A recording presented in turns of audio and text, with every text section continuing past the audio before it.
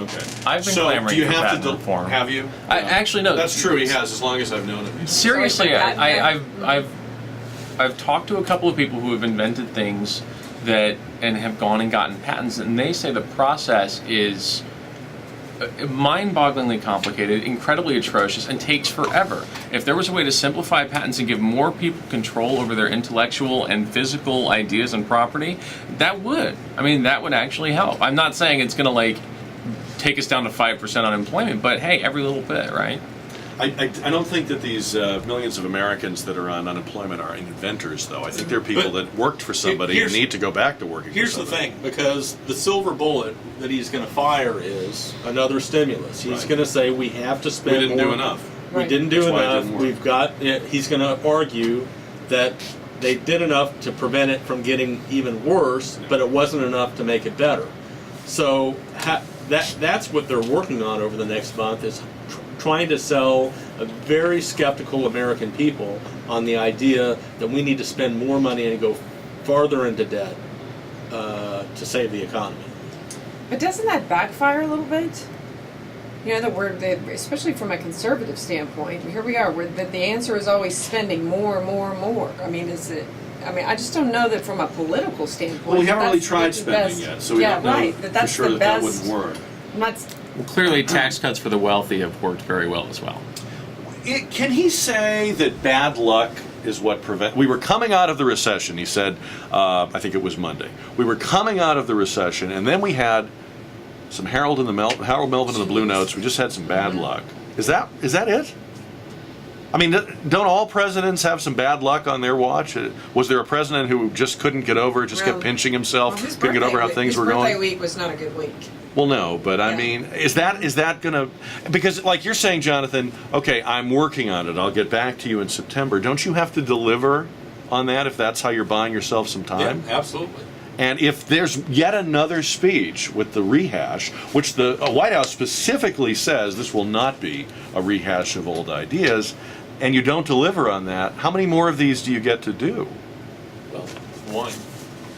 Right. I mean, I think to your It's point, 2012. yeah. I mean, he's got to deliver When you build on up the something. expectation, considering the low point in the economy right now, and you think there's something new and different, it's just the same old stuff that hasn't worked, and we're talking about spending more money again after this whole controversy over the debt ceiling. I mean, I think it's a terrible, terrible But people talk campaign agenda. just because there's this current that's been running through our political discussion when it comes to the federal government that spending more money is somehow an anathema to progress. Like everything that we spend money on is instantly wasteful.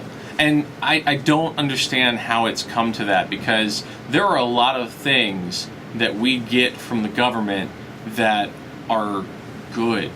And that's not the issue, JT. Exactly. The issue is that we're spending 40%, 60% more than we're taking in. We've got a $14 trillion debt that's got the United States economy on a collision course for Armageddon. And if you want to keep spending on the things that matter, we can do that. But it's all the other stuff. The problem right now is not that America is undertaxed, it's that we're overspending. We're overspending. Or we're taxed at a lower rate comparatively than at any point in recent history. We have the highest corporate tax of any industrialized which country. they find ways around. All right, so then if you want to engage in tax reform and lower the marginal rate and close the loopholes, that's fine. Except it hasn't been fine.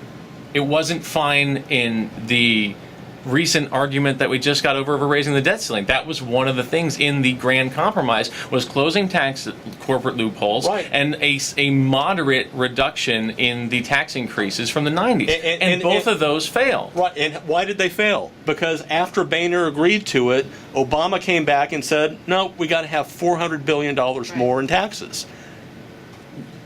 It's the same thing. It's the same thing that the fiscal commission that Obama appointed, the Bowles-Simpson Commission, they did the same thing. And what did Obama do with that proposal? He put it on the shelf. You said earlier, if we're spending more than we're taking in, we need to cut spending, or we need to take in more. Those are the basic options for balancing a budget. Are we doing enough to stimulate jobs, and do you want the federal government to help? If you do, it might be wise to maybe give them a little bit more resources to where they can do that effectively. The problem We've is been not cutting. resources. We just did cuts. No one, not even Harry Reid, the leader of the Senate, believes that the problem is that we're not giving government enough resources. He presented a plan last month that had not 1 cent in tax increases.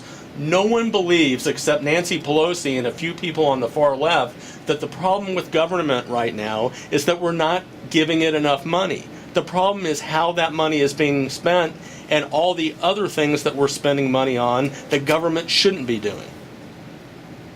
If we need the government to help us out, and that is something that is a much broader discussion. If we need the federal government to help us out, why then are we asking the federal government to cut jobs? If the whole purpose for these elections is jobs, jobs, jobs, we need to create more jobs. And then every Putting time people on the government payroll is not creating jobs, JT.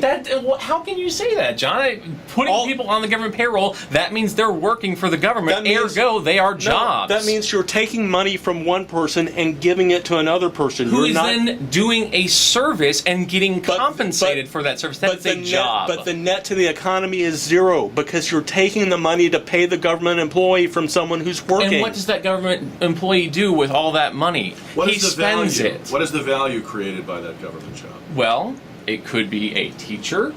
It could be a soldier. Teachers are hired at the local level. I'm talking about the federal government. What is the value? What does the federal government produce in terms of goods or services of value? And don't talk about soldiers, because we're not suggesting there should be fewer soldiers or we should do away with the military. What is the value to the economy of the government job? Okay. The value to the economy of a government job would depend on what that job is. Would you agree with me on that? Yes. But Okay. see, in the private sector, you can't create Exactly. a job unless there's value already known and attached to it. Nobody creates a job at John's newspaper until they know that that job will produce for the newspaper more in value, more in revenue than it costs to have that person on the payroll. I'll give you an that example. thinking doesn't exist in a world where you can take money forcibly and create government jobs Right. at whim. You want a job that's going to help the economy? What about the Consumer Protection Agency that is unfunded at this point and could have stopped this S&P thing if it was given some But teeth? you're talking about two different things, JT. One is legitimate purposes of government, okay? There are things that government should do. There are things that only government can do. That's one thing. It's a completely different argument to make that somehow the government hiring people is good for the economy. Unless they're members of the Consumer Protection Agency or the Federal Bureau of Investigation, But government hiring isn't an Okay, but economic even if there's stimulus. value to the FAA, should everyone who needs a job get hired by the FAA? Absolutely not. They still need to be So- qualified, which is why they need a So good there's a education, finite which we are number- slashing. There's a finite number of people who need to do that work. You would agree. We might not agree on the number, but beyond a certain point, you could have too many people at the FAA or the CPC or any of these, right? But I'm not advocating just willy-nilly So we hiring. we can't hire with government jobs. But our we way out shouldn't of be the recession. slashing government jobs at a time when we already have high unemployment. Where are those people going to go? What are they going to stimulate the economy with? Where's their money going to come from? To an enterprise that is generating the money to pay them. No, because they the won't, government because is not. corporations aren't hiring right now. They're all sitting on the extra money because there's uncertainty. And what are they waiting for? They're waiting for Obama to lose. Probably. Probably. I think what we're talking about too is it's just bad policy. Creating a job for the sake of creating a job, which is kind of what you're referring to, JT. Not at On all. the I'm government. referring to No, but creating a it's job not- to no, oversee. It's not sustainable.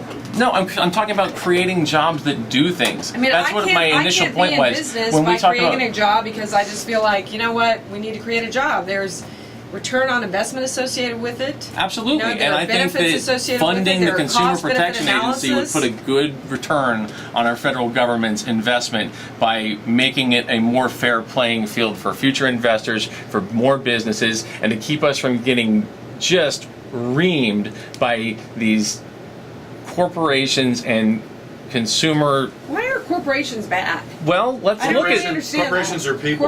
Yeah, well, no. I'm not saying Corporations they're are people. but Listen, Corporations listen, provide we jobs had- for they people. also We had the greatest amount of spending in real dollars and the greatest amount of new regulation in actual pages in the sector you're talking about during the second half of Bush's presidency, which coincidentally is the time when the greatest, most rampant abuses took place. If you're going to argue to me that we need more people at the FDIC or more people at the SEC because that will keep the playing field more level, I would point to you to the last few years. It didn't work. Well, maybe the Consumer Protection Agency that was created specifically to keep people from AIG and from Standard & Poor's from giving The AIG same good government that ratings. bailed them out is going to also save them from it. That doesn't make any sense. No, the Bipartisan Oversight Committee, which was created to oversee and protect us, the consumers, against rampant corruption. The ones that people in Congress said,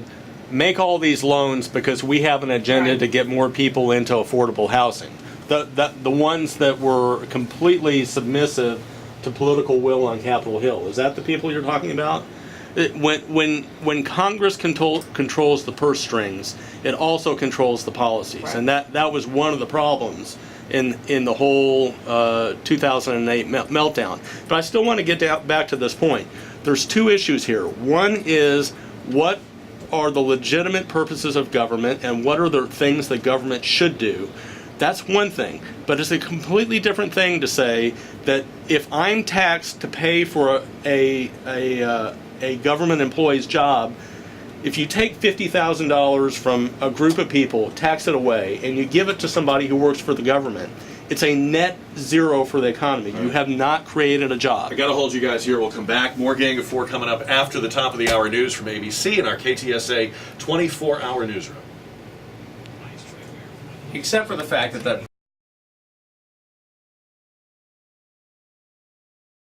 It just kept right on going. She can hear it. She's doing the news over the din of the Keynesian versus Austrian economics debate. love it. Here between J.T. Street. They're great. It's fantastic, though. You could sell tickets to this. Here's what we're really worried about. Let's face it. Dr. Sean Donegal Goldman and his colleagues at the Planetary Sciences Division of NASA have come up with a list of plausible outcomes, possible things that could happen when that day comes, and you know what day I'm talking about, the day that the extraterrestrials make contact. How might that go? And one of the scenarios is that they might, if they discover how polluted our environment is, decide that they would have to destroy us in order to, save the rest of the universe. In other words, they might look at the polluted air and the polluted oceans and say, we've got to wipe this scourge of the universe out. So there it is. No more argument. No more debate about this, Karen. If we don't hurry up and clean up the planet, E.T. is coming. I really think when they come, it's going to be like the movie Mars Attacks, where everything will be going great, and then whoever the president is will make one mistake, right? And then the lasers come out. Seen the movie before. Seems to violate the Prime Directive. Yes, it does.